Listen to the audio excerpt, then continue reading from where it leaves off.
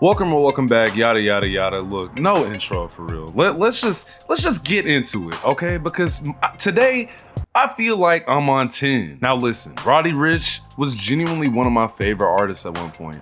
The people I used to hang around back in 2018, I want to say, they knew that if you got in my car and I had the Bluetooth, well actually my car was ass and I still had the little tape with the cord shit. But either way, you got in my car, you were gonna hear at least one song from Feed the Streets, bro. You know, as time passed, at least back then, I actually kept up with Roddy. Like, I don't remember if I followed him or not, but I was definitely consistently checking in to see when new music was coming. If I'm not mistaken, I think that was the same year that Freak Mill had brought him on stage as like a special guest or something. And overall, man, I just really, I enjoyed Roddy Ricch's music. I enjoyed listening to it. It was, it was my little bread and butter type shit. Okay. Then The Box came out, right? And you know what's so crazy? I like the song. Don't get me wrong, please, I like the song, but it was nowhere near my favorite from Please Excuse Me for Yada Yada Shut Up. The song I genuinely remember bumping all the time from that album was Roll Dice. I was high. But however that shit was. But yeah, man, I don't know. I just wasn't a super big fan of The Box. As for everyone else on Planet Earth though, niggas seem to love that song. You heard it damn near everywhere, bro. Like, TikTok, the club, like parties, like it just, I don't know. I just honestly think that played a major factor in as to why I wasn't really rocking with the song as much. Like, it was just getting played the fuck out. Still a good song though. Still a decent album. It's not like it was just The Box that blew up. The album entirely was filled with songs that were just great. And it's crazy because he was releasing a lot of songs like left and right that were getting played everywhere. And then the problem arises that I think he was on top of hip hop and then like he couldn't maintain it. But like, why, right? Like, I mean, how often do you hear about someone making too good of music? Because that's when the problem came. See, when you hit a high like that, you get momentum, you get people that will genuinely buy concert tickets just to see the song live, really that whole album. And with fire like that, you don't want it to die out, you don't want it to burn out, you know what I'm saying? Like, you want to keep that fire going. Well, that's exactly what Roddy Ricch decided not to do. Now, I'm not saying he woke up one day and said like, fuck music, fuck my fans, fuck this music shit. Like, I think, well, we'll get into it. But guys, it's 2025 and Roddy just announced the date for his next project for the third time, by the way. See, Roddy Ricch is an example of why you really have to pay attention to what type of fan base you truly have, because Live Life Fast was where people truly started to lose interest.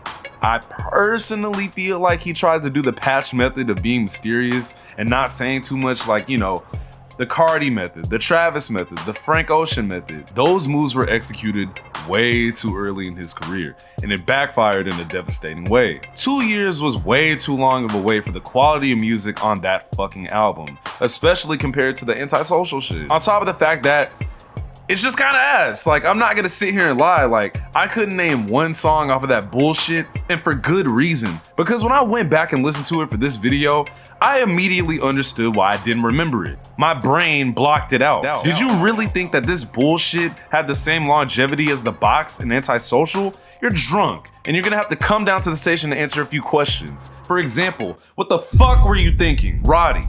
On the odd chance that you're watching this video, for some reason trying to get a picture of how your supporters, or well shit, former supporters feel about you, I want to tell you personally, my nigga, you're an idiot. But there may be hope for you yet with this upcoming project, the Navy album. See, here's the thing. I made a video a few months ago called Rap is Moving Too Fast. And to sum it all up, basically, this man Roddy Ricch made one of the biggest mistakes you can ever make as an artist, which is just because you have one goddamn hit, nigga, I don't care if it's Thriller by Michael Jackson, you can bet your sweet ass that shit ain't gonna be enough. Harsh truth, I don't care.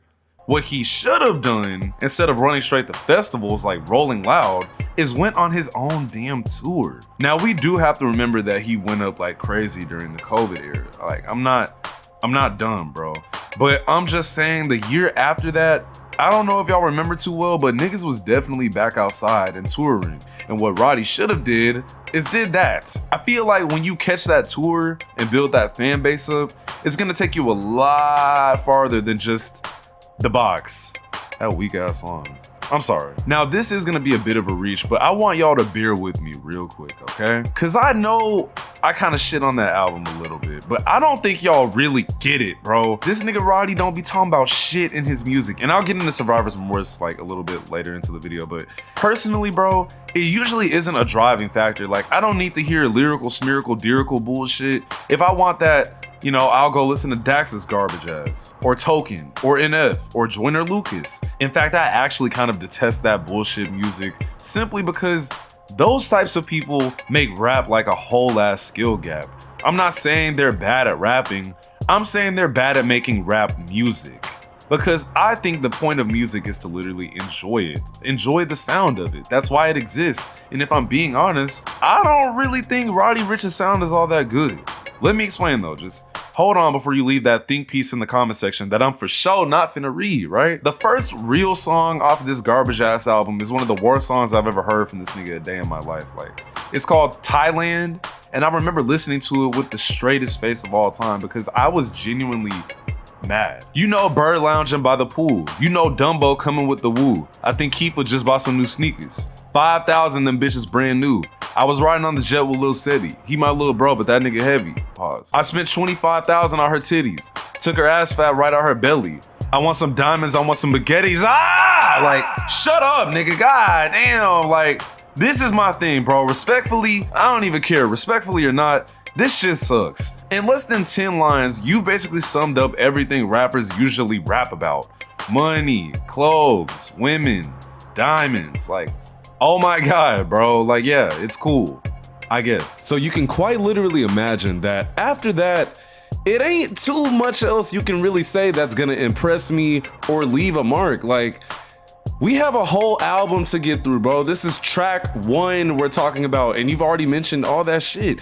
I'm not interested anymore.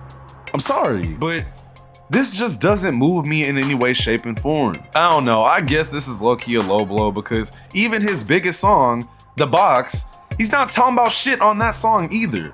Pour up the whole damn seal, I'ma get lazy, man. Anyway, bro, the craziest part is that the follow-up project, Feed the Streets 3, which, if I'm not mistaken, I think it came out like a year later in 2022, actually wasn't that bad. Like, it was definitely better than the audible bullshit he dropped before that. If I had any issue with that project, it was that it was pretty forgettable. Like, on top of the fact that the cohesiveness of it was just like all over the place. Granted, it's a mixtape, so like I'm not really expecting an overarching story or a linear line of music. It's literally just songs that he made and threw on there. He said, you know what? This is going on there, this is going on there, this is going on there. Now just to play devil's advocate though, it's not like I was really expecting grand intro rap music from this dude. Like, it's it's Roddy fucking Ricch. He's a basic rapper. It sounds bad saying it out loud, but y'all know UVXEX, I don't really care. It's my video. But I say all that to say, Feed the Streets 3 was the last thing this nigga dropped, and it was very unremarkable as hell. So you dropped a terrible album, succeeding what is most likely your best album. Then a whole year later, you drop something that nobody really remembers, which, dare I say, is actually even worse. So that leads me into my next thing, Mr. Roddy. This man has pushed this album back a couple of different times, and I feel like the only place you would hear what I'm about to say is on Twitter. Like, no one would say this in an entire video for thousands of people to see other than me, but I'm just gonna say it anyway.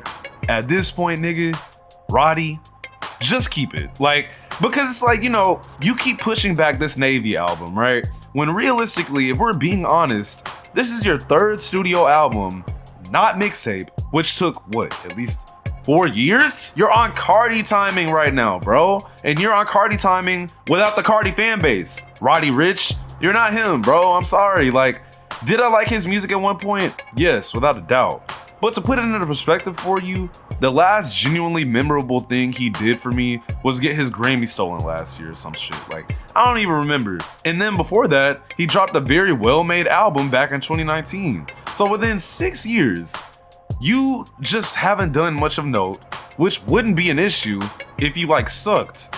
But I'm not gonna say Roddy Ricch is garbage because he's made songs that I actually kind of liked at one point. But at this very moment, with the Navy album on the way, I'm not even entirely sure I'm excited for it because I'm scared it might be unremarkable. or dog shit. This is quite literally his last chance because Survivor's Remorse wasn't terrible, like at all. But at the same time, he kind of missed his moment with the whole quote unquote hiatus. Do we really even call it that though? Like, Atlantic let this nigga put out whole ass singles in 2024 just to push the album back. For what? Like, oh, these aren't doing nowhere as good as the box. Yeah, no shit. The box went diamond. You think niggas is gonna do that again? I told y'all I was gonna be on tune for this video. I'm sorry, but that's just highly unlikely. Just like Rod Wave making good music. Stop holding this nigga back because what they've done is put him deeper in the hole. You think y'all are gonna recoup by not letting him drop? Dumbasses. This is why you stay independent as long as you can, by the way, chat. I'm just letting y'all know. Now, I'm not saying it's all the label's fault. If this nigga made better and more memorable music, I doubt we'd even be having this conversation right now. I doubt I'd be making this video. But I'm sure for actual Roddy Ricch fans, this is probably getting annoying at this point. Like, it's getting to a point for y'all, bro. I don't want to say he fumbled the rollout, but like, the pushbacks aren't helping him. And I'm genuinely hoping that this album is good, because if it's not, well, read the thumbnail of this video. I'm UVXCX. I just put a stick in the box.